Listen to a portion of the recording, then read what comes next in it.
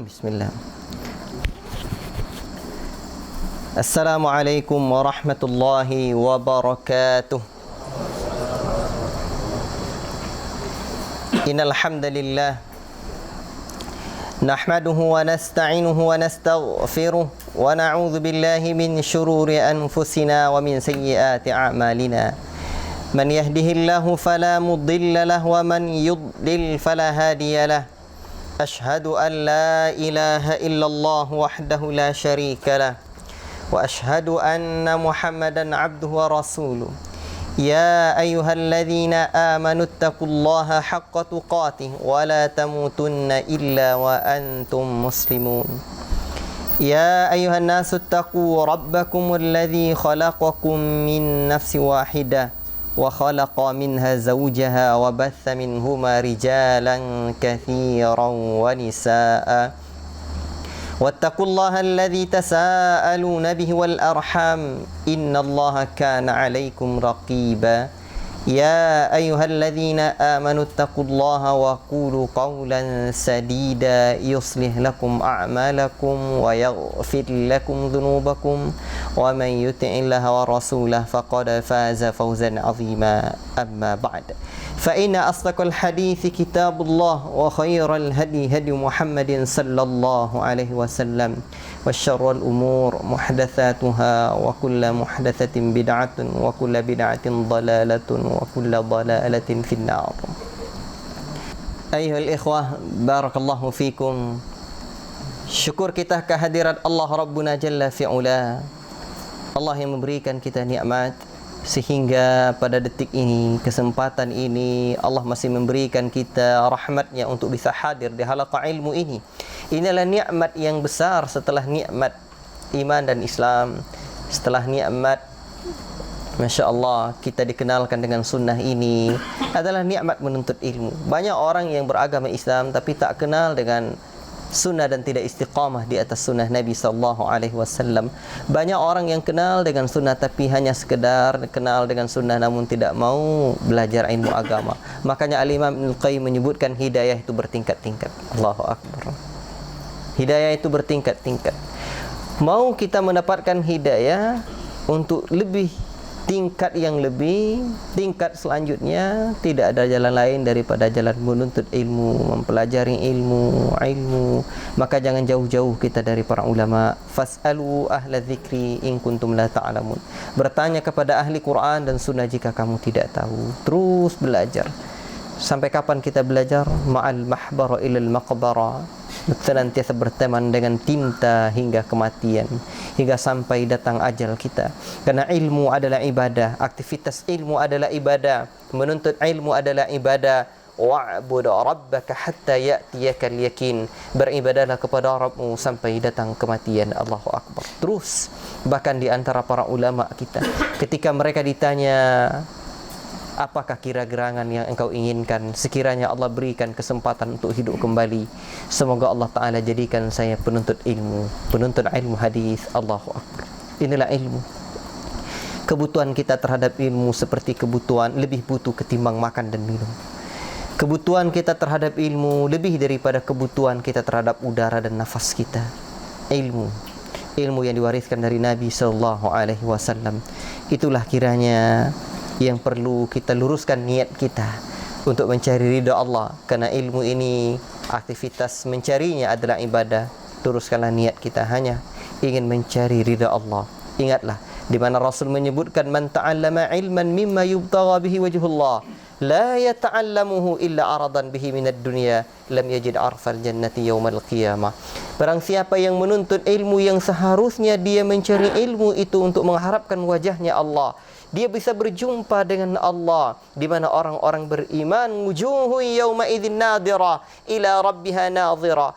Satu hari nanti orang-orang beriman, wajah mereka putih berseri-seri. Apa sebab? Ila rabbiha nadhira, karena melihat wajah Rabb mereka. Allahu Akbar. Allah yang senantiasa kita rindukan di dunia ini, ternyata kelak Allah berikan kenikmatan tambahan untuk ahli surga untuk bisa melihat wajahnya yang indah dan teramat sangat indah. Allahu Akbar. Inilah seharusnya orang-orang yang menuntut ilmu yang ia harapkan, berjumpa dengan Allah, melihat wajah Allah. Tapi ada orang-orang yang tidak tidak mencari ilmu karena ini. Dia hanya mencari ilmu aradan minat dunia. Dia ingin mendapatkan sesuatu hina dari perkara yang hina dari dunia. Mungkin ingin dipuji, mungkin ingin disanjung, atau mungkin ingin yang lain, atau ingin mendebat orang. Lam yajid arfal jannati yaumal qiyamah. Dia tidak akan mencium aroma surga yang wangi di hari akhirat kelak. La ilaha illallah. La ilaha illallah. Karena itu saya mengingatkan diri saya mengingatkan kita bersama untuk terus mengikhlaskan niat dalam menuntut ilmu ini.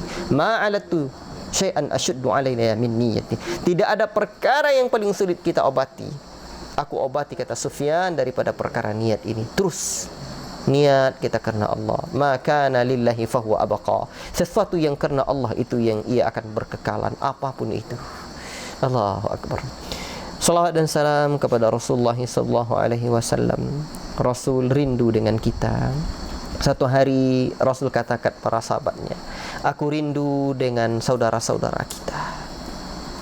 Para sahabat bertanya, bukankah kami ini saudaramu ya Rasulullah? Kata Rasulullah, kalian adalah sahabatku. Saudara-saudara kita adalah orang-orang yang datang setelah kita. Allahu akbar. Kalau Rasul rindu dengan kita, adakah kerinduan hati kita pula kepada Rasul tercinta sallallahu alaihi wasallam? Sahabat-sahabatku yang kucintai karena Allah, malam ini kita lanjutkan daras kita, pelajaran kita dari Kitabut Tauhid, insyaallah. Kemarin sudah sampai apa? Siapa bapak-bapak yang ingat? Sudah sampai apa?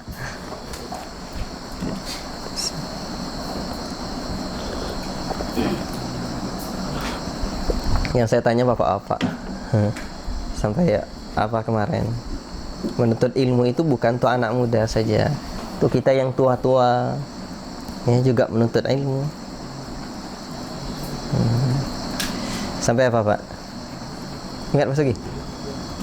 Tidak ingat lagi. Tidak apa-apa Ustaz, karena memang yang paling penting tu diamalkan. Kan itu. Baik, ala kulli hal. Kemarin kita sampai kepada pembahasan Bismillah, udah kemarin? Belum ya?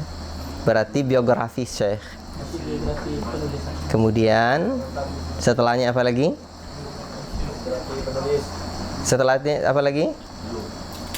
Biografi Syekh sudah? Ya. Sebab penulisan kitab. Manhaj Syekh, baik. Manhaj Syekh dalam penulisan kitab. Syekh Sulaiman Ar-Ruhaili hafizallah ta'ala. Kemarin saya sudah sampai ke sini, tapi saya ulang-ulang lagi lah biar kita ingat-ingat. Manhaj Syekh dalam penulisan kitab ini tidak jauh-jauh dari manhaj yang sudah kita maklumi. Ya, dari manhaj yang sudah kita maklumi. Apa itu? Kata Syekh Sulaiman hafizahullah ta'ala dalam menjelaskan tentang manhaj Syekh dalam penulisan kitab ini, dan ini sangat penting sekali untuk kita pahami.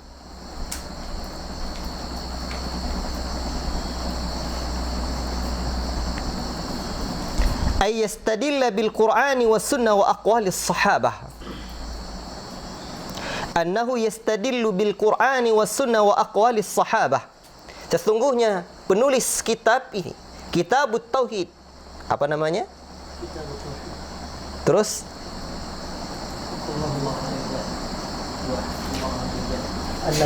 Abid. Iya, kitab tauhid yang menjadi hak Allah kepada hambanya.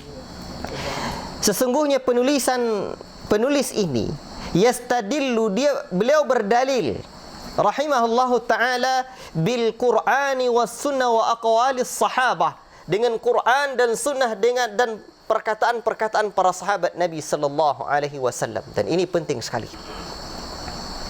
Tentang dalil, agama kita ini adalah agama dalil, bukan agama yang berdasarkan ra'yu, tapi wahyu. Makanya ketika ada orang yang mengklaim sesuatu, tunjukkan mana dalilnya. Hatu burhanakum in kuntum sadiqin. Kemukakan mana dalilmu jika kamu benar. Sahabat-sahabat yang kucintai karena Allah, Makanya Syekh Abdul Razak menyebutkan agama ini ada dua, masail dan dalail. Ada perkara-perkaranya, ada masalah-masalahnya, ada pembahasan-pembahasannya, ada dalil-dalilnya. Dan di antara kalam yang sering diulang-ulang oleh Syekh Abdul Razak adalah kalamnya Syekhul Islam Ibnu Taimiyah rahimahullahu taala, man faraqad dalil dhalla sabil. Sesiapa yang memisahkan dirinya dari dalil, tersesatlah jalannya. Dalil. Dan sumber kesesatan itu ada dua, perlu diingat, penting dipahami. Sumber kesesatan itu ada dua. Yang pertama berdalil dengan yang bukan dalil. Kedua, salah dalam memahami dalil. Saya ulangi, sumber kesesatan dalam agama ini ada dua. Yang pertama berdalil dengan yang bukan dalil. Yang kedua, salah di dalam memahami dalil. Kalau demikian, kita mesti paham, aina dalil, mana dalil? Kita tidak sedang membahas tentang bagaimana manhaj ulama fil istidlal, tetapi secara ringkas bahawa dalil adalah qala Allah, qala Rasul. Ucapan Allah, ucapan Rasul, Quran dan Sunnah di atas pemahaman generasi terbaik umat ini, seperti yang diajarkan oleh Nabi kepada para sahabatnya sallallahu alaihi wasallam radhiyallahu anhum jami'ah. Dan yang bukan dalil banyak sekali. Di antaranya akal. Akal bukanlah sumber dalil, tapi akal digunakan untuk memahami dalil. Karenanya kalau ada satu dalil yang tidak masuk akal, jangan salahkan dalil, tapi yang disalahkan adalah akal kita yang belum besar, masih kecil, belum muat dalil yang demikian besar. Perbesar saja akal kita sebagaimana akal besarnya para ulama. Akal digunakan untuk memahami dalil,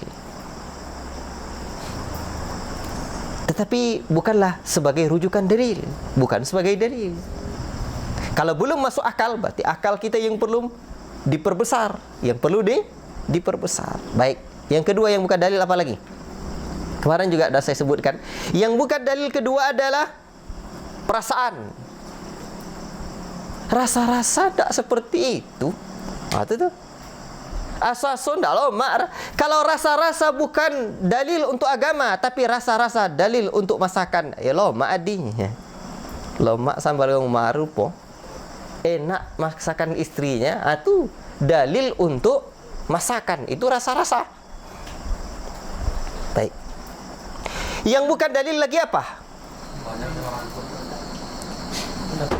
Pendapat orang banyak. Pendapat orang banyak bukanlah dalil, tapi yang menjadi patokan sesuai tak pendapat yang banyak ini dengan dalil. Kerana al-jamaah sesungguhnya ketika Rasul menyebutkan tentang perselisihan umat ini, kullum finnar illa al-jamaah, semuanya masuk surga kecuali adalah al-jamaah atau illa millatan wahidah. Dan al-jamaah di sini kata Ibnu Mas'ud radhiyallahu taala anhu, al-jamaah ma wafaqal haqqa wa in kunta wahdaka. Jamaah adalah yang sesuai dengan kebenaran walaupun engkau seorang diri. Hanya kita sendiri saja, tetapi sesuai dengan dalil, sesuai dengan kebenaran, kamu adalah jamaah kerana engkau adalah jamaahnya para sahabat Nabi sallallahu alaihi wasallam. Sahabat-sahabatku yang kucintai kerana Allah Subhanahu wa taala, agama ini bukan asal sekedar banyak orang ikut. Tapi agama ini apa? Agama ini alaika bi athari man salaf wa in rafadaka an-nas wa iyyaka wa ara'ir rijal wa in zakhrafuhu laka bil qaul. Di mana al-Imam al-Auza'i, Imam al-Auza'i pernah menyebutkan alaika bi athari man salaf wa in rafadaka an-nas, hendaklah engkau pegang teguh prinsipnya generasi terdahulu sekalipun manusia mencelamu. Wa iyyaka wa ara'ir rijal wa in zakhrafuhu laka bil qaul. Dan jauhilah pendapat-pendapat yang baru dalam agama ini sekalipun mereka telah menghiasi dengan perkataan yang indah.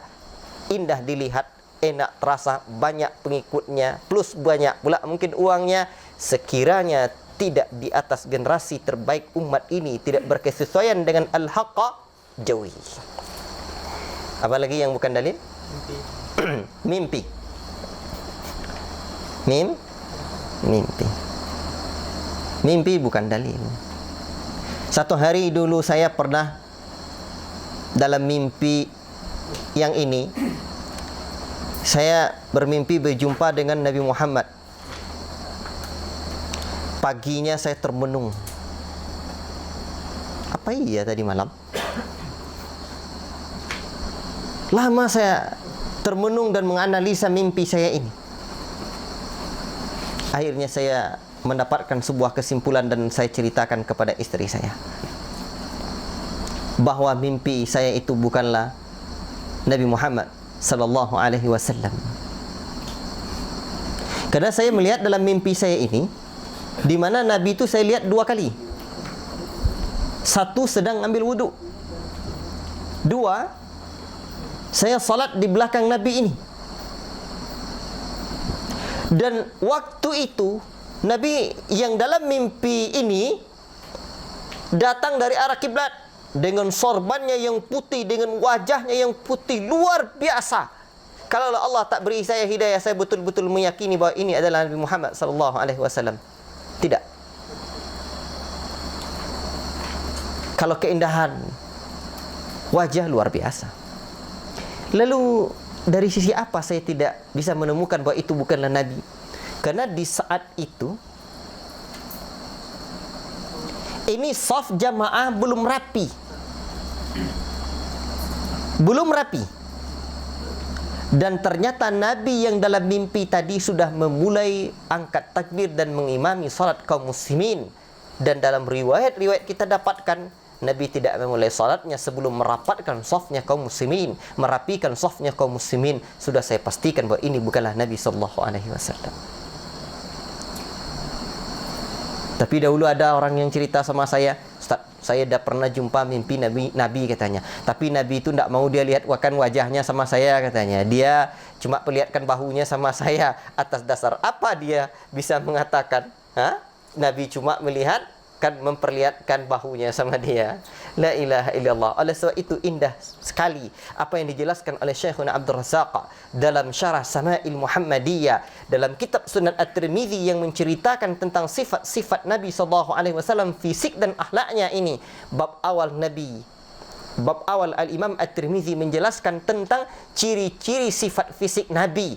Dan bab terakhir, pembahasan terakhir dalam kitab Syama'il Muhammadiyah adalah pembahasan tentang bermimpi dengan Nabi. Kata Syekh Abdul Razak, setelah kita belajar ciri-ciri Nabi, sifat fisiknya, akhlaknya dan yang lainnya, ternyata baru belajar bagaimana bermimpi dengan Nabi tidak bisa diserupai oleh setan Nabi itu kalau sesuai dengan kriteria yang ada dalam hadis ini. Kalau tidak, berarti itu bukan Nabi. Baik. Pembahasan kita bukan itu, tapi pembahasan kita adalah bahawa mimpi bukanlah dalil. Apalagi yang bukan dalil? Percobaan-percobaan, eksperimen. Kalau dulu orang tidak percaya tentang hadis, idza waqa'adz dzubabu fi ina'i ahadikum, apabila jatuh lalat ke dalam bejana salah seorang kalian, masuk umpamanya dalam gelas, lalat tadi, ambil lagi lalat ni, celupkan lagi, kan kotor kali. Itu pikiran, itu kan perasaan, itulah ilmu rasa-rasa tadi. Ternyata kalaulah kita berdalil dengan akal, tak masuk akal. Dulu para sahabat sami'na wa ata'na, kami dengar dan kami patuhi. Masya Allah. Ternyata di kemudian hari dijumpai, ternyata ada hikmahnya. Apa hikmahnya? Hikmahnya ternyata salah satu di antara dua sayapnya, seperti dalam hadis Nabi itu, ada penyakit dan salah satunya lagi ada obat dari penyakit itu. Dan ternyata dijumpai oleh ahli kedokteran modern. Allahu Akbar. Makanya di antara yang bukan dalil adalah hikmah. Hikmah itu bukan dalil. Sebab agama ini semuanya hikmah. Hikmah dalam arti tersingkapnya rahasia-rahasia tentang pensyariatan. Apa hikmahnya? Kalau tidak tahu hikmahnya, tidak diamalkan. Kalau tahu hikmahnya, baru diamalkan. Itu berdalil dengan rasa-rasa juga itu. Diketahui, diamalkan. Tak diketahui, tak diamalkan. La ilaha illallah. Sahabat-sahabat yang kucintai kerana Allah Tabarakar Rahman, makanya kata Syekh Sulaiman Ar-Ruhaili hafizallahu taala, agama kita ini adalah agama yang semuanya mengandung kemaslahatan. Tidaklah perkara yang baik dalam agama kita ini, keselamatan kita dunia dan akhirat, melainkan Islam telah mengajarkan kita dan menyuruh kita untuk melakukannya. Dan tidak ada perkara yang buruk di dunia kita dan di akhirat kita, melainkan Islam telah melarang kita dan menjelaskan kepada kita dan melarang kita untuk melakukannya. Itulah dinul Islam. Dan agama ini, kata beliau hafizahullah ta'ala, semuanya adalah hikmah. Ada sebuah pensyariatan yang Allah beritahukan kepada kita hikmahnya. Apa makna hikmah di sini? Tersingkapnya rahasia pensyariatan itu, atau ada rahasia atau yang disebut dengan mukjizat Quran dan Sunnah seperti yang berkembang hari ini. Mukjizat Quran dan Sunnah itu Allah buka untuk hikmah. Tapi ada yang Allah tidak buka, itu juga untuk hikmah. Ada yang Allah buka keajaibannya, itu untuk hikmah. Dan ada yang Allah tidak buka keajaibannya, belum diketahui, itu juga untuk hikmah. Karenanya kata Syekh Sulaiman hafizallahu ta'ala, agama ini semuanya terkandung hikmah. Dan kita tidaklah boleh berdalil dengan hikmah. Bisa dipahami Pak ya? Terlalu cepat. InsyaAllah. Baiklah. Apa lagi yang bukan dalil? Di antara yang bukan dalil adalah kasyaf, pandangan putui makrifat tajam. Wah, ini ikonya. Pandangan putui makrifat tajam. Pandangan dia putus. Payah terjemah itu, makrifat dia tajam. Dia nampak kasyaf, nampak tengok dia itu. Oh, nampak sana. Nampak dia isi apa, isi rumah macam-macam gitu ya. Kadang-kadang kan Tuk Dukun ni lucu betul. Ditanya dia, Tuk Dukun, Tuk katanya bapak Tuk Dukun tahu yang gaib. Tuk Dukunnya nanya lagi, iya, cuman ini siapa, kata Tuk Dukunnya. Untunglah yang jawab pintar. Tapi katanya Tuk Dukun tahu yang gaib. Kalau tahu, tahulah nama saya, tahulah diri saya. Itu artinya tak tahu yang gaib. Barakallahu fikum. Sahabat-sahabatku yang kucintai kerana Allah, itu juga bukan dalil. Apa lagi yang bukan dalil? Keramat. Guru saya tan bacok. Oh, guru dan tan catuk. Jangankan tan catuk, tahan potui pun tidak menjadi dalil. Tahan petir ditembak, dek potui guru cakap, biasa-biasanya itu juga bukan dalil. Tahan petir itu juga bukan dalil. Makanya seperti yang saya katakan, Al-Imam Syafi'i pernah diceritakan tentang ucapan Al-Laits rahimahullah ta'ala. Ada orang menceritakan ucapan beliau bahawa Al-Laits tidak menerima sahibul hawa, orang yang pengikut hawa nafsu, yang beragama tidak berdasarkan dalil, sekalipun dia bisa berjalan di atas air. Makanya Al-Imam Syafi'i mendengar itu qassara, itu kurang itu. Sekalipun dia bisa berjalan di atas udara, bisa terbang, saya tidak akan terima ucapannya. La ilaha illallah. Sahabat-sahabatku yang kucintai kepada Allah, apa lagi yang bukan dalil? Apa lagi enggak? Kasyaf, pandangan putui makrifat tajam. Ada lagi? Tan bacok sudah, keramat sudah. Ada lagi? Ada lagi? Dan yang lain-lain selain dari Quran dan Sunnah, di atas pemahaman generasi terbaik umat ini, atau seperti kaedah-kaedah dalam manhajul ulama fil istidlal, metode ulama dalam memahami dalil. Ini selain dari ini, itu bukan dalil. Itu dia harus diingat.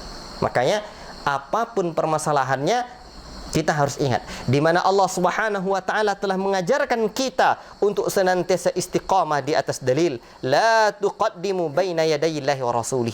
Janganlah kalian mendahului Allah dan Rasulnya. Jangan kita mendahului Allah dan Rasulnya. Apa mendahului Allah dan Rasulnya? Mendahului Allah dan Rasul kita tak buat kalau Rasul tak buat. Makanya Saya pernah mendengarkan Syekh Abdul Razak menjelaskan perkara ini, makna la tuqaddimu baina yadayillahi wa rasulihi, jangan kalian mendahului Allah dan Rasulnya. Ya, seingat saya perkataannya Imam Ibnu Qayyim rahimallahu taala, af'alu kadza liqaulillahi kadza, af'alu kadza liqauli rasulillahi kadza. Saya mengerjakan ini karena Rasul mengucapkan begini. Saya mengerjakan begini, saya mengamalkan ini karena perkataan Allah begini. Allah mengatakan begini, Rasul mengatakan begini, begitu kita buat. Jangan kita dahului Allah dan Rasulnya. Rasul tak kata, Rasul tak syariatkan, Allah tak syariatkan, Allah dan Rasulnya tidak syariatkan, kita kerjakan, kita amalkan. Itu mendahului Allah dan Rasul. Baik. Jadi kitab ini kembali kepada manhaj Syekh dalam penulisan kitab ini. Manhaj beliau adalah annahu yastadillu, sesungguhnya beliau berdalil dengan apa? Bil Qur'ani wa sunnah wa aqwalis sahabah. Quran dan sunnah dengan ucapan para sahabat dan ucapan sahabat Nabi sallallahu alaihi wasallam. Ini dia. Kenapa Syekh berdalil dengan ini? Limadha ittakhadha Syekh hadzal manhaj? Kenapa Syekh mengambil metode ini? Kata Syekh Sulaiman hafizallahu taala, jawabannya ada dua perkara. Yang pertama, li'annahu hadha huwa al-ilmu 'inda salaf. Karena sesungguhnya inilah hakikat ilmu di kalangan generasi terdahulu. Al-ilmu 'inda salaf. Ya, qala Allah qala rasuluhu. Qala Allah qala rasuluhu qala as-sahabah hum ulul irfan.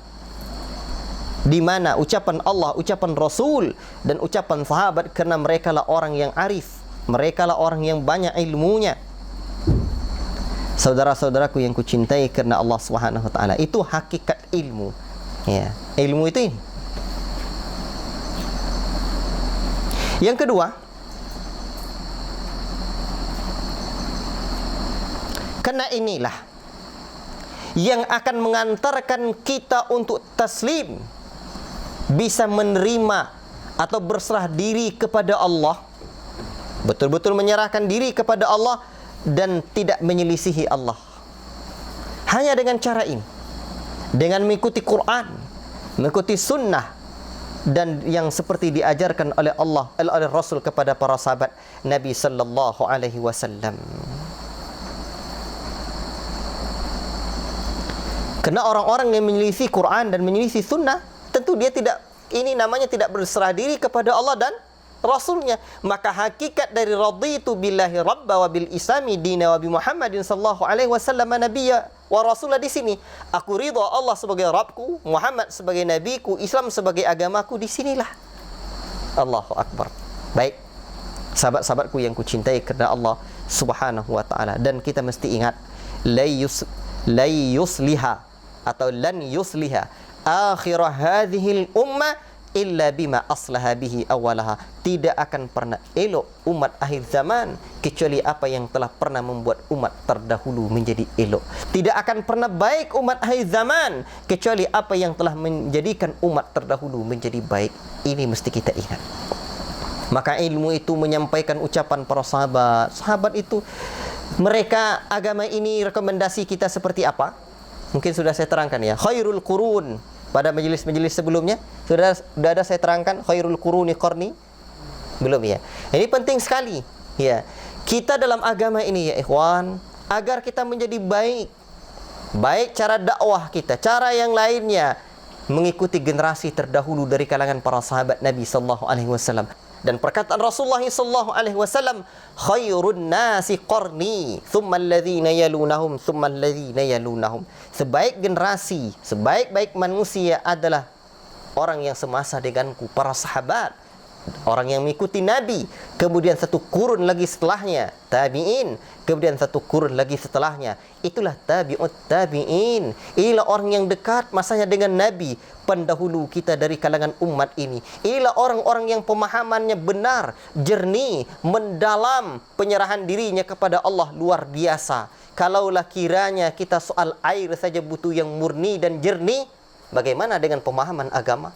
Tengok, kita butuh air yang bersih, air yang jernih. Kalau tidak jernih, tidak nyaman kita.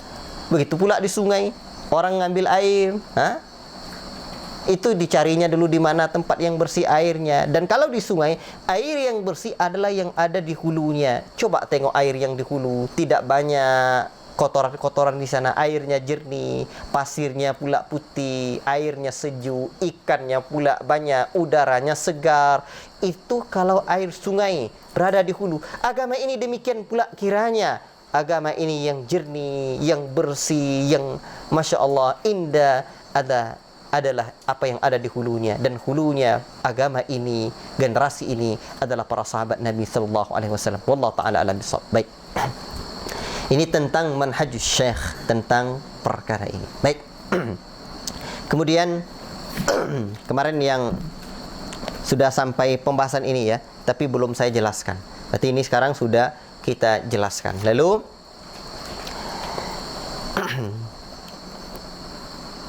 kita masuk ke kitab ini. Apa pembahasannya? Sudah kemarin? Apa pembahasannya? Pembahasan kitab ini adalah kitab Tauhid. Tauhid, Rububiyah, Uluhiyah, dan Asma' wa Sifat. Dan pembahasannya adalah Tauhid Uluhiyah. Sudah? Sudah. Jazakallahu khairan. Baik. Sekarang kita masuk kepada kitab.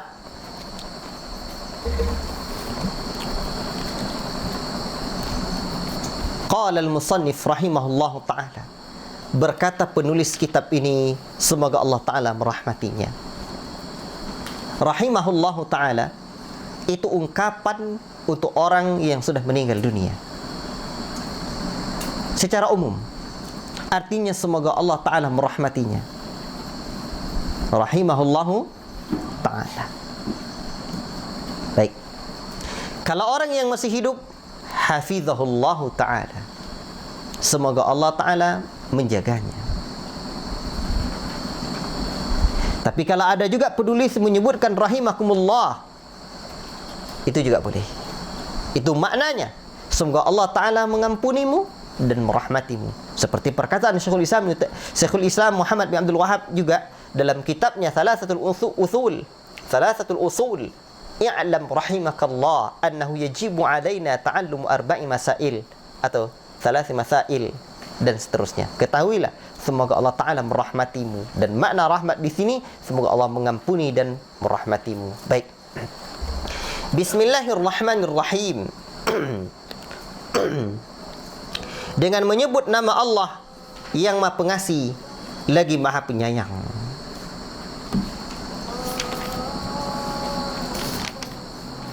Kita tambah sedikit dulu. Qala al-musannif rahimahullah ta'ala wa sallallahu ala Muhammad wa ala alihi wa sahbihi wa sallam. Terlewat satu. Qala al-musannif rahimahullah ta'ala alhamdulillah wa sallallahu ala Muhammad wa ala alihi wa sahbihi wa sallam. Ini permulaan kitab ini dengan menyebut nama Allah yang Maha Pengasih lagi Maha Penyayang.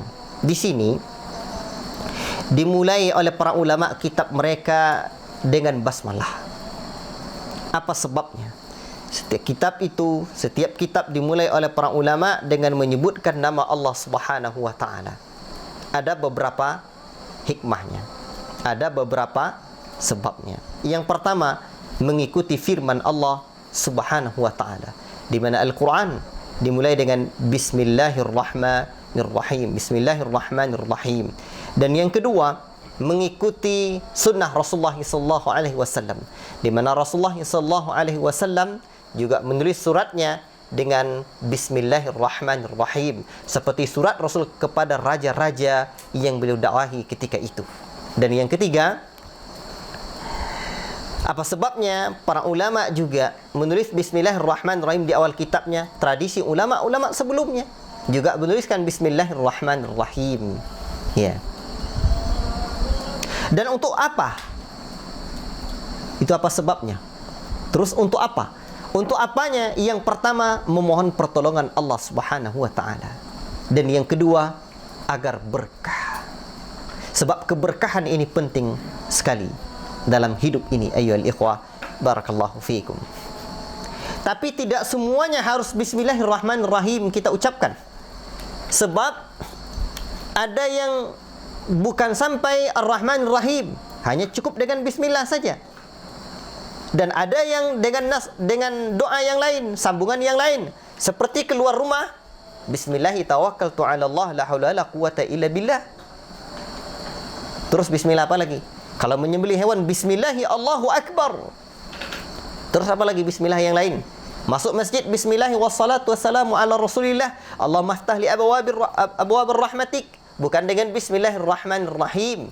Ada lagi bismillahi Allahumma jannibna syaitan wa jannibis syaitan ma razaqtana. Ini bukan bismillahirrahmanirrahim. Tidak tepat. Nanti baca bismillahirrahmanirrahim. Yang bismillahirrahmanirrahim ni menjelang membaca Al-Quran apabila di awal surah, atau menulis surat, atau menulis kitab.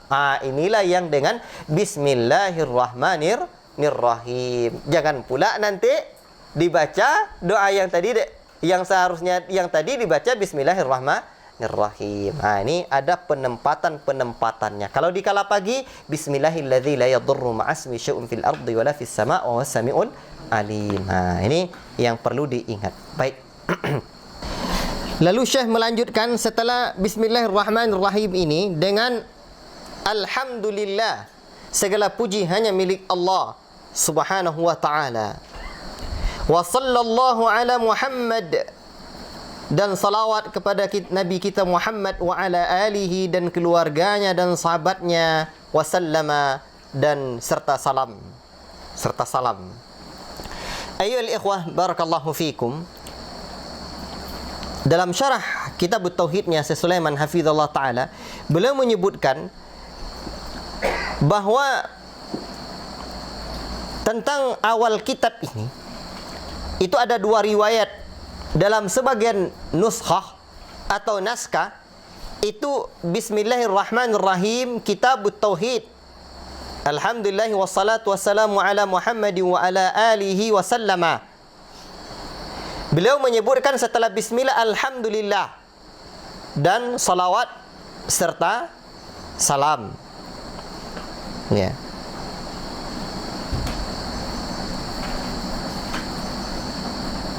Itu sebagian nuskhah seperti itu. Tapi sebagian nuskhah tidak dengan bismillahirrahmanirrahim kitabut tauhid alhamdulillah wassalatu wassalamu ala Muhammad wa ala alihi wasallam.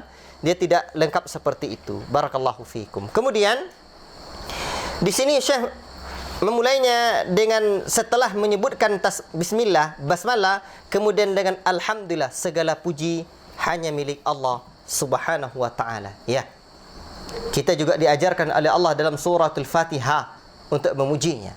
Alhamdulillahi rabbil alamin. Segala puji hanya milik Allah, Rabb semesta alam.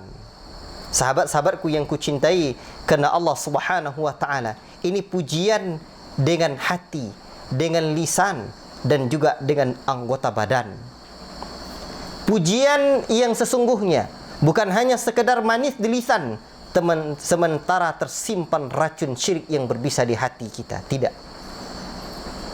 Pujian di lisan, juga dari dalam hati, dan nampak dari anggota badan kita. Itulah pujian yang sesungguhnya. Banyak manusia yang memuji Allah Subhanahu wa taala dengan lisannya, mulutnya manis bagaikan gula, sementara hatinya menyimpan racun syirik yang berbisa yang ia berikan kepada Allah Rabbuna Jalla fi'ula. Tidak demikian.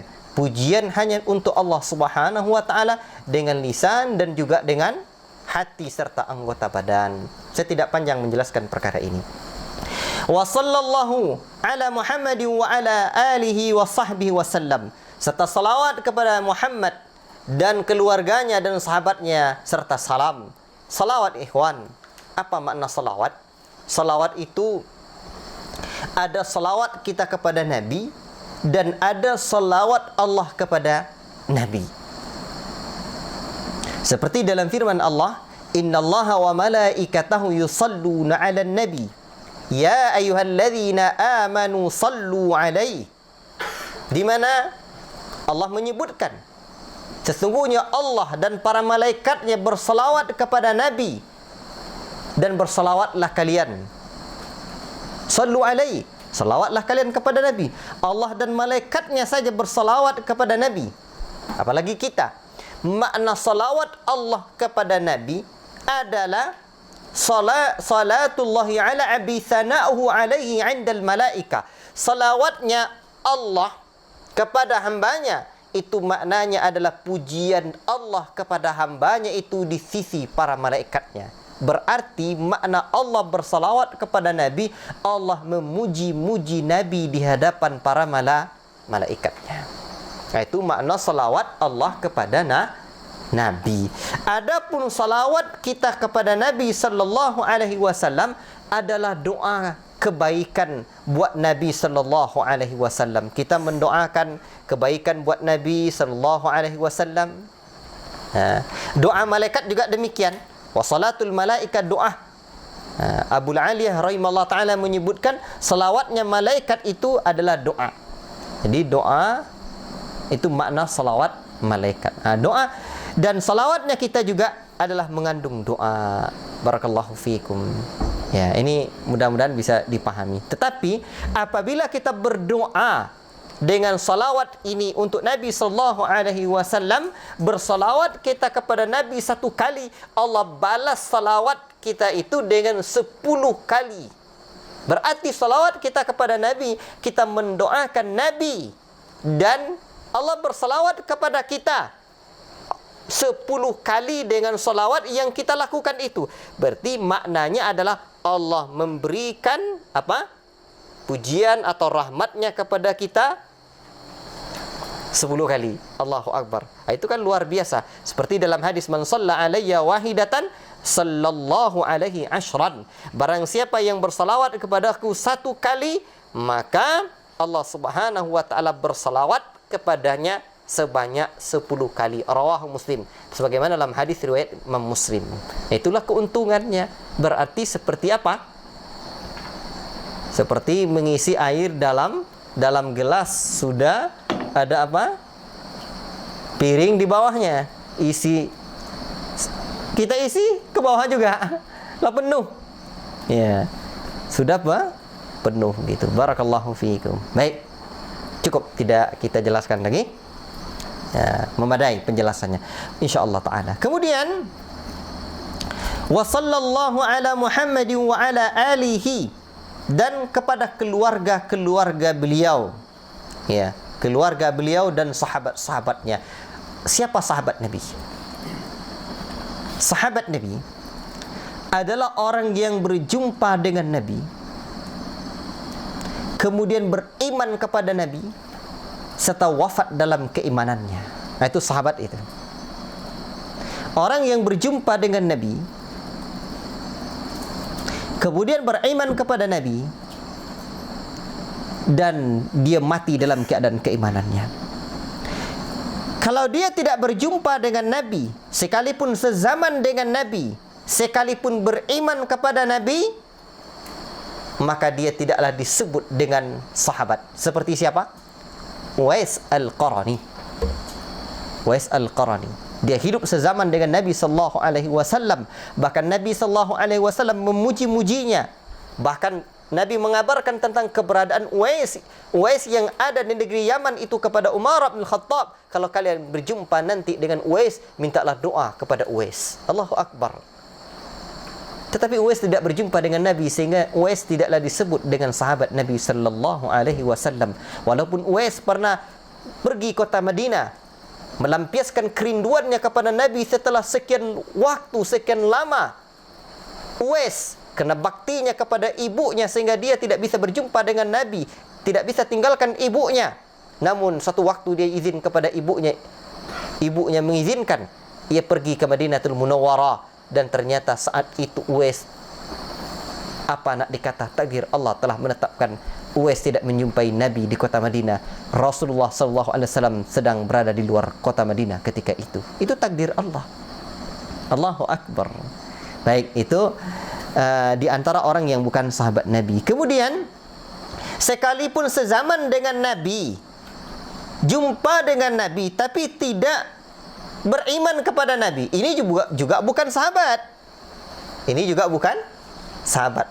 Atau mungkin misalkan dia beriman kepada Nabi, jumpa dengan Nabi, beriman dengan Nabi, tapi murtad lagi dan mati dalam kemurtadannya, juga bukanlah disebut dengan sahabat Nabi. Berarti yang perlu diingat, sahabat Nabi adalah orang yang berjumpa dengan Nabi, beriman kepada Nabi dan mati dalam keadaan keimanannya. Adapun keluarga Nabi sallallahu alaihi wasallam, ya, keluarga Nabi ini adalah ada dua di sini. Ada keluarga yang keluarga memang keluarga garis keturunan Nabi, garis nasab Nabi ke bawah, ya, keturunan Nabi.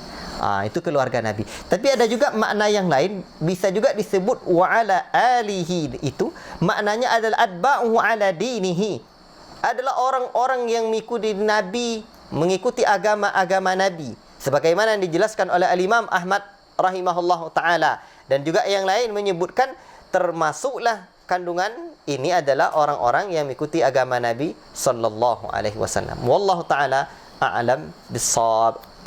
Kitab Tauhid. Bismillah, dah kita jelaskan. Alhamdulillah dah selesai. Salawat sudah. Kemudian kita masuk Kitab Tauhid. Kitab Tauhid. Ini dia.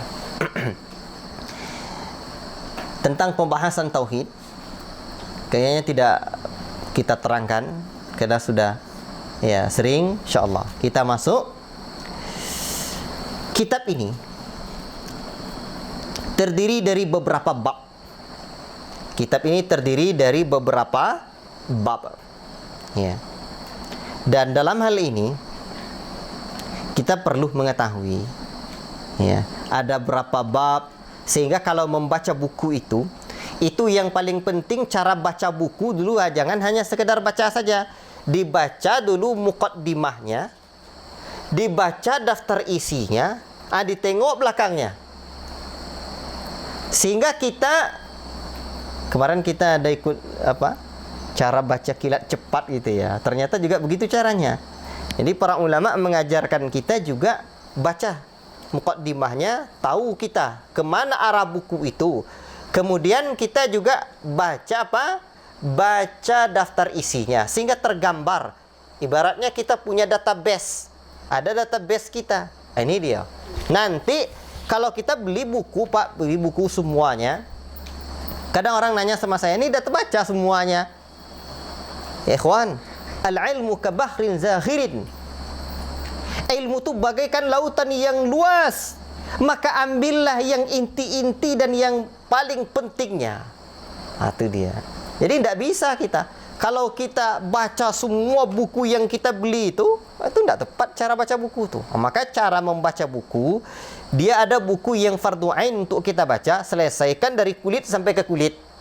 Tapi ada yang buku fardu kifayah, itu jangan selesaikan semuanya, ambil poin pentingnya. Maka cara membaca yang seperti ini adalah dengan apa? Dengan membaca daftar isinya. Nanti satu waktu, kemarin rasanya ada di buku ini pembahasannya. Dibaca lagi itu. Disimpan di rumah kita. Jadi kalau kita punya pustaka di rumah, kuasai dulu daftar isi buku. Itu dia. Kalau tidak kita kuasai daftar isi buku, tidak tahu kita entah di mana ada pembahasan itu. Nanti tiba-tiba, tapi kan tidak apa-apa, langsung tanya ustadz. Itulah masalahnya, kita nggak cari dulu, langsung tanya ke ustadz. Makanya untuk apapun, jadilah kita bukan mencetak menjadi orang penjual sepatu, tapi buatlah jadi pembuat sepatu. Kalau hanya penjual sepatu, jualannya habis, tidak pandai dia lagi buatnya. Tapi kalau pembuat sepatu, habis sepatunya, pandai dia buatnya. Gitulah kira-kira. Barakallahu fiikum. Kok sampai sini? Tentang bab tadi ya.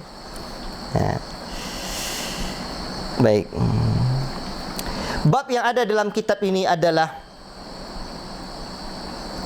66 bab. Sittatun wa sittuna baban. 66 bab. Ada yang menyebutkan 67 bab.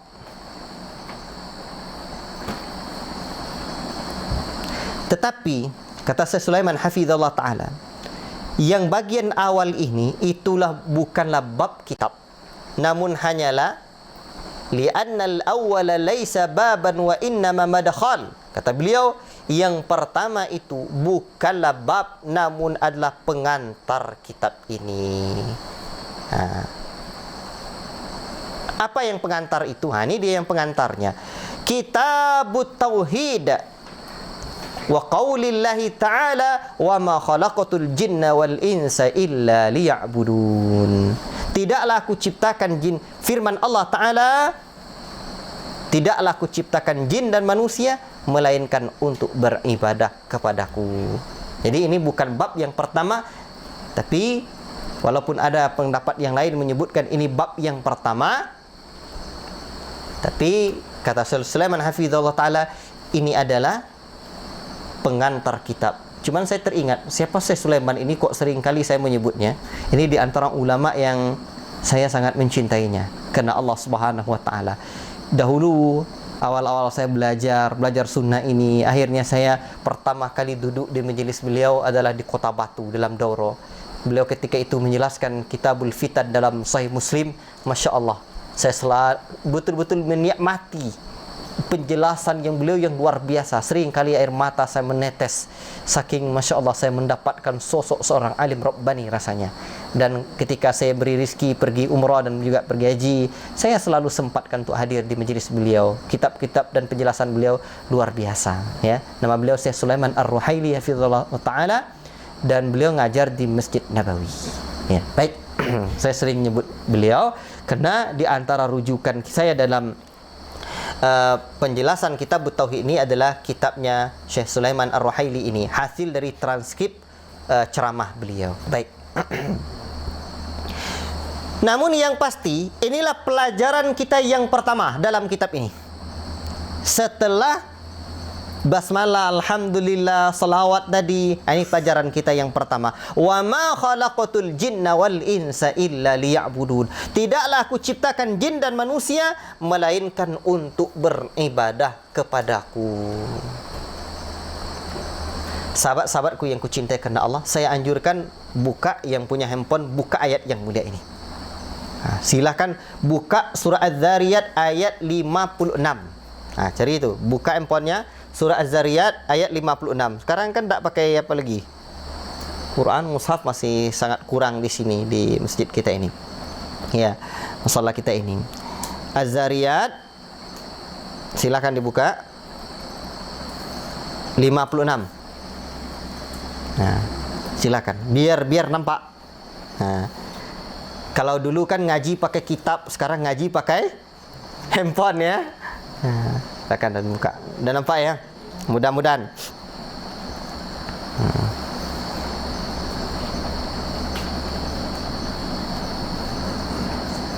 Wa ma khalaqatul jinna wal insa illa liya'budun. Tidaklah aku ciptakan jin dan manusia melainkan hanya untuk beribadah kepadaku. Siapa yang menciptakan kita? Allah. Dan ayat ini adalah ayat yang sangat penting sekali untuk kita renungi. Karena ayat ini adalah ayat yang menjelaskan tentang tujuan diciptakan manusia. Saya minta saja friend bacakan dulu dalam buku itu. Bacakan, dikeraskan bacaannya untuk ini. Biar dengar faedah-faedah ayat itu. Bacakan. Faedah-faedah dapat petik saja. Iya, dibacakan ayatnya, dibacakan faedah-faedah yang dapat dipetik. Allah Ta'ala berfirman, "Wa ma khalaqatul jinna wal insa illa liya'budun. Ma uridu minhum min rizqin wa ma uridu an yut'imun. Innallaha huwar razzaq dzul quwwatil matin." Dan aku tidaklah menciptakan jin dan manusia melainkan supaya mereka beribadah kepadaku. Aku tidak menghendaki rezeki sedikit pun dari mereka, dan aku tidak menghendaki supaya memberiku makan. Sesungguhnya Allah, dialah yang maha memberi rezeki, yang mempunyai kekuatan lagi maha kokoh. Az-Zariyat ayat 56 sampai 58. Makna kata-kata al-jin, Yang faedahnya saja. Al-fawaid. faedah-faedah yang dapat dipetik. Yang pertama, bahwasanya hikmah diciptakannya jin dan manusia adalah untuk mengesahkan Allah dengan ibadah. Yang kedua, menetapkan adanya jin. Yang ketiga, sempurnanya kekayaan ketidakbutuhan Allah dari makhluk-makhluknya. Yang keempat, bahwasanya sumber rezeki itu hanya Allah, akan tetapi hamba diperintahkan untuk melakukan sebab-sebab didatangkannya rezeki tersebut. Yang terakhir, menetapkan dua nama di antara nama-nama Allah, yaitu Ar-Razzaq yang maha memberi rezeki dan Al-Matin maha kokoh.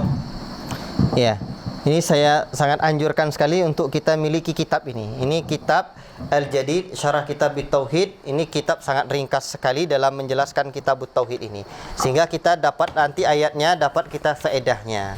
Nah, sehingga betul-betul ngaji kitab kita, betul-betul belajar kita, ya. Sehingga ada yang kita pegang dalam hidup ini. Kalau ilmu salaf fis sudur wa ilmu nafis sutur. Ilmu salaf itu, Pak, generasi terdahulu itu di dadanya. Sehingga mereka tak butuh kitab. Kalau ilmu kita di kitab kita. Ini sudahlah tak ada di dada, sudah tak ada kitab. Itu ilmu salaf enggak juga, ilmu kita enggak juga. Itu ilmu apa? Barakallahu fikum. Jadi kita usahakan untuk beli kitab itu. Itu kalau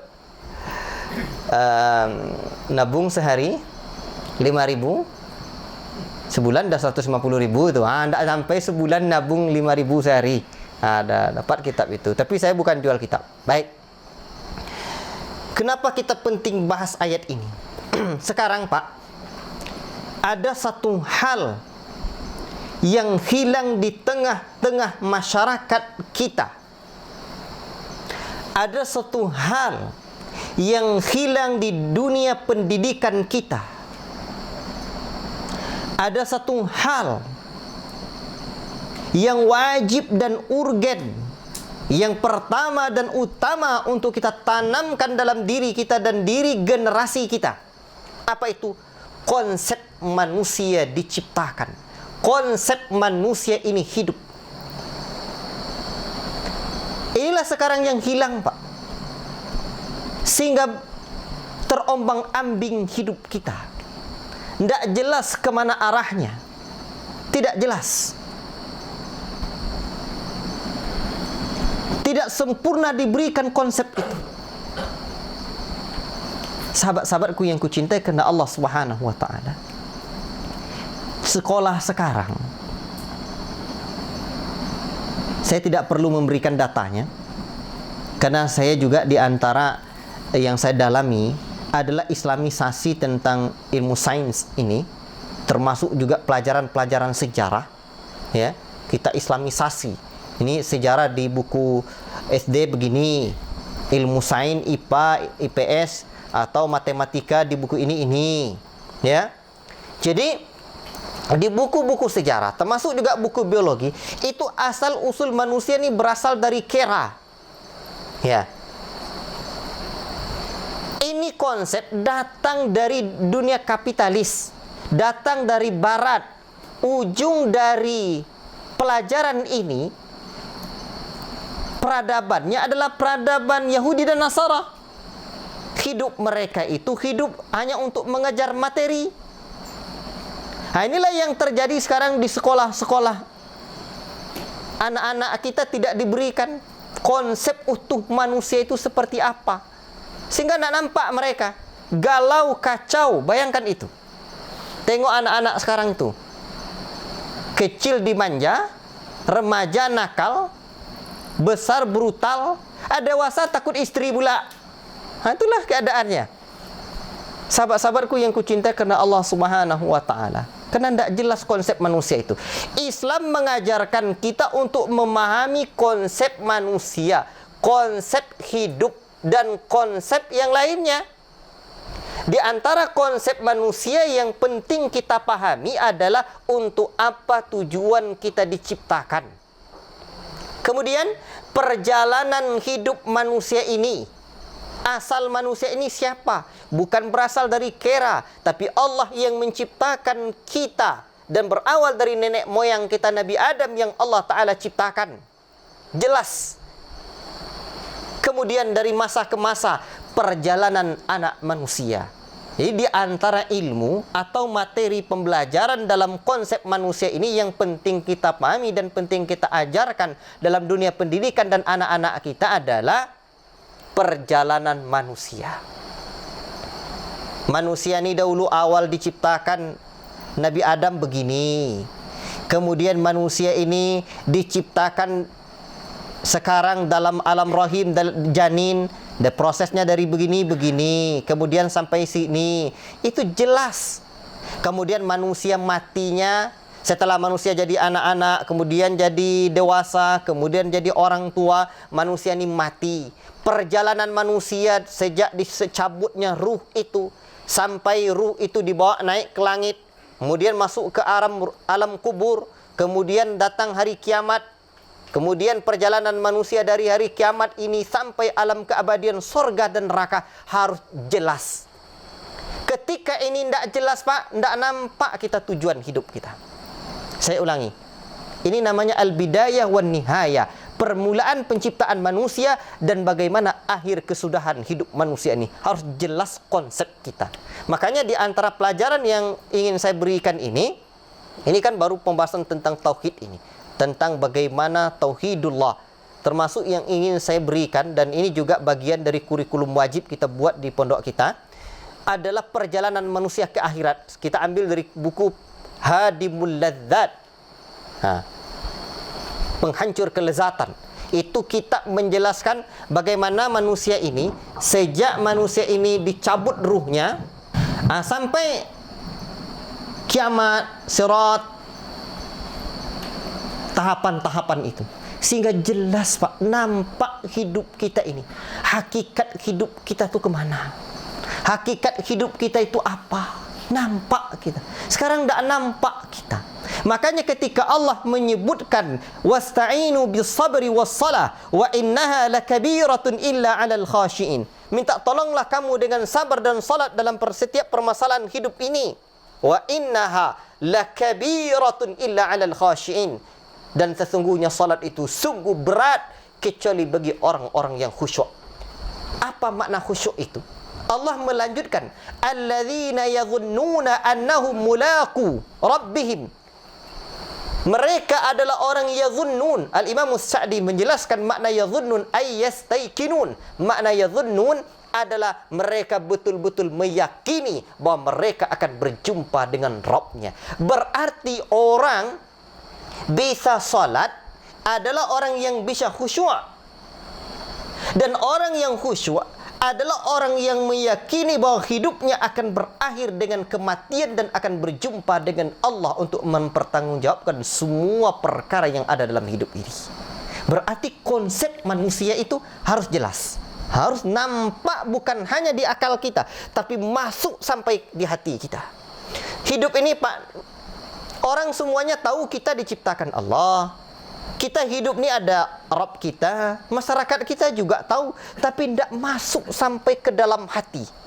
Maka hakikat ilmu itu adalah sesuatu yang masuk ke dalam hati dan terwujud dalam perbuatan kita. Itu hakikat ilmu. Sahabat-sahabatku yang kucintai kerana Allah, kembali kita kepada ayat ini. Inilah ayat tujuan manusia diciptakan. Tengok ayat tadi. Wa ma khalaqatul jinna wal insa illa liya'budun. Tidaklah aku ciptakan jin dan manusia. Siapakah yang menciptakan? Allah. Manusia bukan ada dengan sendirinya. Kalau kita tercipta dengan sendirinya, Pak, tentu kita bisa berbuat apa yang kita inginkan. Ini menahan alis mata kita tumbuh uban saja, tidak bisa kita. Bayangkan itu. Alis mata kita tahan, jangan tumbuh kamu uban, tidak bisa kita. Bayangkan itu. Jangankan tumbuhnya uban di kepala, di yang lain, alis mata kita Pak tidak bisa kita tahannya. Jangankan di kepala atau yang lain-lain lagi, di alis mata tidak bisa kita menahannya. Bayangkan itu. Bapak bayangkan, kalau bisa kita menahan uban, mungkin bapak-bapak yang mau mengganteng, tidak usah kamu tumbuh dulu. Tapi Islam begitulah indahnya. Ini uban juga cahaya. Masya Allah. Jadi nanti jangan coba-coba cabut uban sama istrinya. Ini cahaya nih, Dek. Itu dia. Baik, Nabi kata begitu, demikian. Allahu Akbar. Tak sedikit pun kita punya kuasa. Baik. Dahulu ada orang yang mengatakan bahwa dia juga bisa menciptakan. Padahal sejatinya yang menciptakan itu hanyalah Allah. Dia cari akal. Caranya. Seperti penjelasan Syekh Abdul Razak dalam Ayatul Kursi wa Barahinut Tauhid. Dahulu ada orang yang dia mencari cara untuk mengelabui orang yang menciptakan itu bukan hanya Allah tapi juga saya. Dicarinya daging, Pak, dimasukkannya ke dalam toples, ditutupnya rapat-rapat. Ditutupnya rapat-rapat. Zaman itu mikroskop belum ada, teropong belum ada. Datanglah ulat daging tadi, berhari-hari dah sekian waktu datang ulat. Dia ngomong lagi, nih, saya juga bisa menciptakan. Bukan hanya Allah, bukan hanya Tuhan. Nih bukti ciptaan saya. Ulat saya ciptakan. Ya. Lalu dibawa sama orang-orang, ya dia yang ciptakan. Orang tak bisa jawab. Tapi ada seorang alim Rabbani kata, kalau betul kamu yang menciptakan ulat-ulat ini, coba tunjukkan kepada kami berapa jumlahnya. Oh, dia tak bisa. Sudahlah jatuh tertimpa tangga pula, terkena pula tai ayam. Sekarang coba kamu tunjukkan mana yang jantan dan betinanya. Makin kapok. La ilaha illallah. Dengan apa dikasih makan? Tak bisa. Itu menunjukkan pencipta hakiki hanyalah Allah Rabbul Alamin. Kalau kita bisa membuat itu, buat Allah, buat begitu saja, bukan pencipta hakiki. Allahu Akbar. Baik, nanti dalam penjelasan kitab Qawaidul Muthla di Masjid Darul Quran, insyaallah akan saya jelaskan lebih detail tentang perbedaan pencipta kita manusia dengan pencipta hakiki Allah. Sekarang tidak, keterbatasan waktu ya. Baik. Kemudian di sini disebutkan seperti yang juga disebutkan oleh Syekh Al-Qara'awi dalam Al-Jadid fi Syarah Kitab Tauhid, ini itsbatu wujudil jin, adanya jin. Jadi jin itu betul-betul ada, Pak. Ya. Cuman kita tidak boleh takut sama jin. Sebab keadaannya kita tidak boleh takut kepada yang gaib kecuali kepada zat yang maha gaib. Tidak boleh takut sama jin. Makanya anak-anak pondok, sekarang kan pondok-pondok sebentar-sebentar kesurupan, sebentar-sebentar anak-anak ini kesurupan. Nih saya kayaknya bagi cerita lah sedikit nih, karena penting. Bapak-bapak kan ada anak-anak yang perempuan sering kena kesurupan jin nih. Mudah-mudahan Allah menjauhkan kita, Pak. Pengalaman saya menangani masalah ini di markis sana, itu soal jin dan kesurupan ini, Pak. Itu kadang-kadang anak-anak ini takut kali sama jin. Kalau saya sudah tandai, kalau ada orang datang cerita-cerita jin dia begini begitu, itu udah takut lagi anak-anak tuh. Inilah yang nampak, itulah yang nampak, ilusinasi dia saja. Makanya kalau di markis sana kalau ada orang cerita-cerita takut-takuti anak-anak ini, saya cari siapa yang cerita. Saya jumpai setiap kali ada anak kejadian-kejadian seperti itu, memang betul ada yang cerita-cerita jin sebelumnya. Itu dia. Dahulu, Pak, bukan sekali lagi, ini pengalaman kita. Dulu ada santriwati saya, dia kesurupan dia. Sekarang anak ini dah jadi guru dia, anak ini dah nikah, dah jadi guru dia sekarang. Dulu anak ini sewaktu dia masih mondok, itu dia kesurupan. Waktu itu saya sedang ceramah dengan Ustaz Abdul Fattah waktu itu, yang dari Yaman itu, saya nerjemahkan beliau. Lalu dapatlah kabar ini anak sedang kesurupan. Akhirnya saya ke rumah, istri saya ngomong, ya, anak ini udah merah matanya, kata istri saya. Udah merah matanya, ada gangguan jin. Waktu itu Bapak Abdul Ghaffar rahimahullah ta'ala kan selalu meruqyah orang. Jadi mau dipanggil lah Pak Abdul Ghaffar nih. Saya bilang jangan dulu. Saya akhirnya pergi ke asrama itu tidak boleh diperturutkan. Nyampai saya sana, saya suruh anak nih tolong diselimuti dia, biar saya, alhamdulillah santri-santriwati saya, Pak, tidak tahu saya. Murid-murid dekat saya itu tidak tahu saya wajahnya, alhamdulillah. Jadi saya suruh istri saya membalut tubuhnya. Sampai di sana betul-betul dah kejang-kejang, Pak. Betul-betul dah kesurupan. Nyampai saya sana, dah saya perturuti, tidak saya ruqyah. Karena saya dapat apa yang pernah dilakukan oleh Syekh Rabi' bin Hadi Al-Madkhali dan para ulama yang lainnya. Jangan ruqyah saja dulu. Sekarang kan sebentar-sebentar ruqyah, sebentar-sebentar ruqyah. Orang jadi ketakutan. ini ada jin nih. Ini ada jin di rumah nih. Ibu-ibu jadi ketakutan dia. Yang dimasukkan seperti yang dilakukan oleh Sarabi dalam satu kampung dalam dakwahnya dahulu, itu diajarkan akidah, diajarkan tauhid, akidah, sehingga jin itu hilang dengan sendirinya. Satu kampung Sarabi lakukan demikian, bukan ru'yah yang dilakukan oleh Sarabi, tapi mengajarkan tauhid, sehingga jin itu hilang dengan sendirinya. Sampai di sana, saya katakan kepada anak ini, ya secara makna, kenapa kamu mesti takut sama jin? Dan lama, waktu itu dia masih 1 tahun mondok. Udah 1 tahun kamu mondok sini masih takut juga sama jin. Saya katakan, jin itu takut. Kemudian saya sebutkan tentang la ilaha illallah. Ini tujuan kita. Saya uraikan tentang la ilaha illallah. Ya, ini dia, kamu jangan takut sama jin. Masa kamu udah ngaji tauhid selama 1 tahun masih takut kamu sama jin? Kalau betul jin yang ganggu kamu, saya bacakan ayat-ayat Allah, bisa terbakar jin ini nanti. Tapi saya tidak ru'yah. Saya hanya sebutkan tentang tauhid la ilaha illallah. Masa takut sama? Kalau takut-takut juga saya marahi kamu, saya bilang. Gitu aja. Akhirnya tidak sampai 5 menit, Pak, dengan izin Allah, anak ini sadar, hilang. Saya tidak meru'yah. Saya hanya mengatakan la ilaha illallah. Saya ingatkan dia dengan pelajaran tauhid yang pernah kita berikan. Nah itu, Pak. Lalu setelah dia sadar, saya pulang ke rumah lagi. Saya bilang sama istri saya, ini pasti, biasanya ini ada lagi yang akan kesurupan nih nanti. Nggak beberapa lama saya di rumah, Pak. Ustad, ada pula. Kan asrama papan anak awak itu kan dekat dulu. Apa kantor sekarang itu kan pondok ahwat dulu itu. Wah, Ustad, dah lagi. Kata saya sama istri saya dah saya ajarkan pula. Dah tahu dia. Nanti anak-anak nih jangan diperturutkan. Oh, rupanya yang lain pula yang kena. Adalah. Suruh dia ke rumah. Saya ke rumah. Saya tidak nangani lagi. Istri saya lagi. Alhamdulillah istri saya dah dapat tekniknya. Akhirnya gitu. Ngapain kamu ditarik sama istri saya cadarnya? Buat kesurupan pula. Akhirnya, Pak, hilang pula dia. Bayangkan itu. Jadi anak-anak ini ilusinasinya. Kalaupun memang jin, Pak, saya katakan kepada anak-anak, kalian jangan takut sama jin. Kalau jin hadir dia, alhamdulillah, mungkin dia mau ngaji sama Ustaz Firdaus. Saya bilang, ahlan wa sahlan jin. Nah, ini dia. Jadi jangan kalian takut. Tapi kalau ditakut-takuti, takut kita malam ni ada jin ni. Tak begitu. Biar dia hadir, mungkin dia mau ngaji kitab tauhid. Nah, itu dia. Sebagaimana dulu jin-jin di zaman Nabi mendengarkan dakwah Nabi, beriman mereka. Maka jin itu ada jin yang beriman, ada jin yang fasik, dan ada juga yang jin yang ugal-ugalan. Nah, jin itu, Pak, kalau masuk kita satu lembah, nampak dia, kita meranjak dia, ini manusia nih katanya. Tapi ada orang-orang yang berlindung kepada jin. Ni orang nih takut pula sama kita nih. Diganggunya kita. Jin ugal-ugalan tuh kerja dia.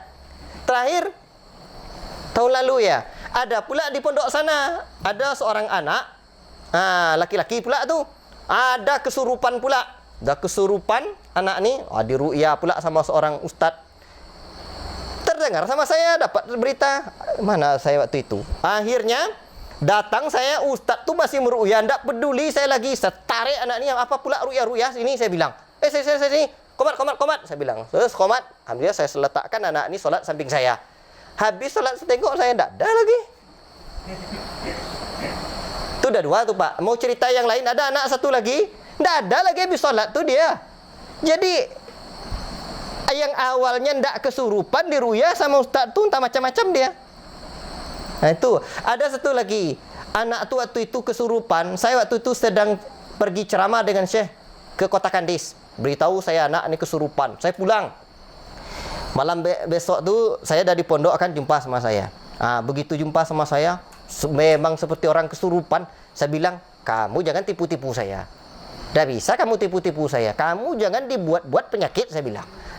Kamu tidak main ru'yah nih, saya bilang. Malam besoknya, Ustaz, besoknya dia datang sama saya. Ustaz, maafkan saya kemarinnya, Ustaz, katanya.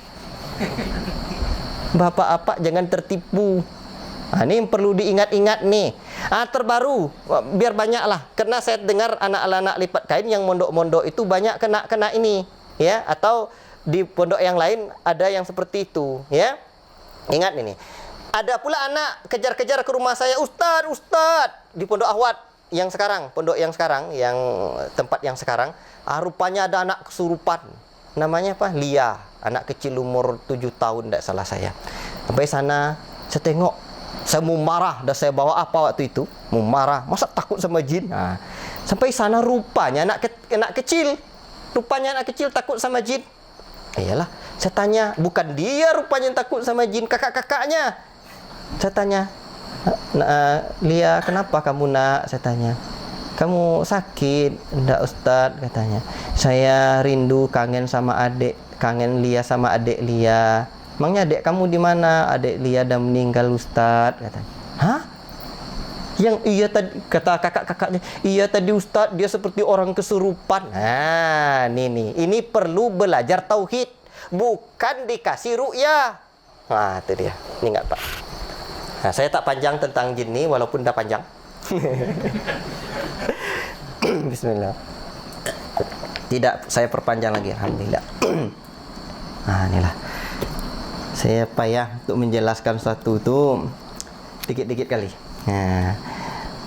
Tuh, jin.